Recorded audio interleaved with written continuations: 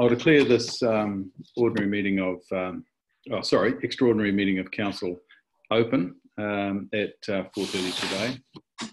We have an apology from Councillor Doug Grant, an apology for lateness from Councillor Phillips. Somebody like to move those apologies be sustained, please? Thank you, Stuart, and seconded Bronwyn. Thank you. All those in favour, please say aye. Aye. Against, the motion is carried. Thank you. Okay, so we have a substantial item on the agenda this afternoon, and that is amendments that are required to the borrowing documents for the Local Government Funding Agency. And we've got those already circulated, but Steve, do you want to talk us through that? Yeah, Worship, thanks. This has come at a particularly awkward time, I think, for councils or member councils, given that the approval of council, which has to be by resolution, was sought and signatures obtained by 30 April. However, at the agreements, and there's a whole suite of these agreements, and they run up to 150 pages long for each one. And they have been prepared by Russell McVeigh, a very long-standing, prestigious law firm, on behalf of the Local Government Funding Agency. And in turn, the documents have been critiqued on behalf of shareholding councils by Simpson Grierson, another one of what they call the Big Four law firms. So as a result of that, we have now been invited to, along with all other councils who participate in the Local Government Funding Agency affairs via the borrowing facility it has, to formally approve these documents. Ostensibly, the main changes are around allowing CCOs to participate in the ability to secure funds from the agency. Now this council doesn't have any CCOs, or CCOs for new councils as a short term for council-controlled organisations, but a number of particularly larger councils have quite a few council-controlled organisations, which are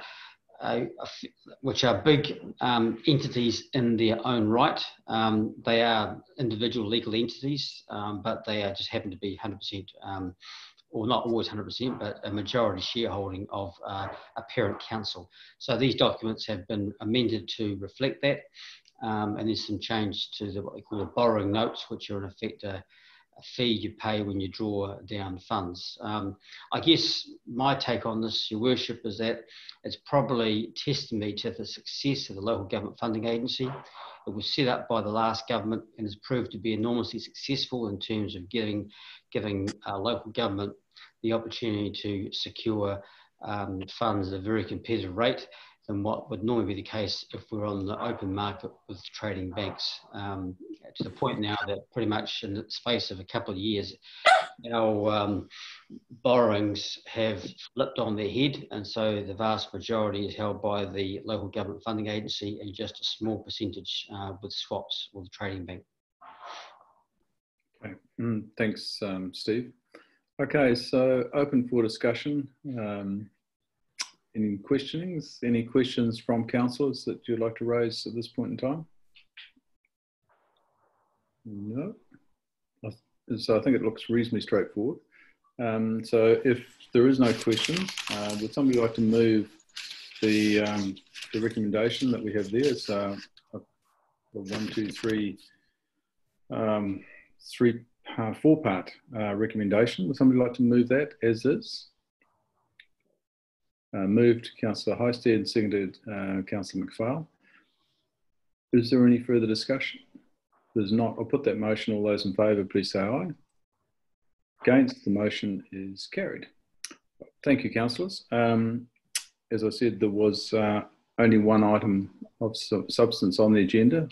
We've just completed that, so that brings us to the close of this meeting. Probably would have to be some sort of record, I think, in terms of all council meetings, not just a Zoom one with Gore District. So thank you for your participation, and I declare the meeting closed. Thank you. Actually, just before you